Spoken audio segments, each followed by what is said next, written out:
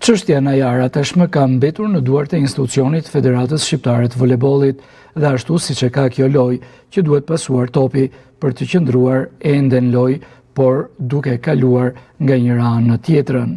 Kërkesa e klubit pogradecar ka theksuar testin hormonal që nënkupton dhe përshtatshmërinë e sportistes për të luajtur në këtë kategori sportive, pra voleybollin e femrave.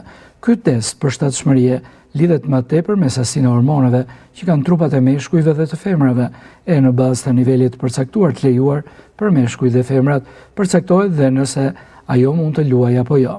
Sasia më e lartë e hormonit mashkullor, testosteronit, thjesht përcakton marrjen e terapive hormonale që konsiderojnë doping, pra asnjë lidhje me higjieninë. Ne jemi antar të Federatës Shqiptare të Voleybollit dhe si çdo antar i kësaj federate, ne kemi të drejtë kërkojmë pranë kësaj federate të ngrejmë dyshime në lidhje me sportivitetin e një lojtare apo të një ekipi. Spari ne kërkesën e kemi bërë para ndeshjes që do luanim me Dinamo në datën 11 tetor. Kemi parë ndeshje që Dinamo ka zhvilluar me ekipet e tjera kundërshtare.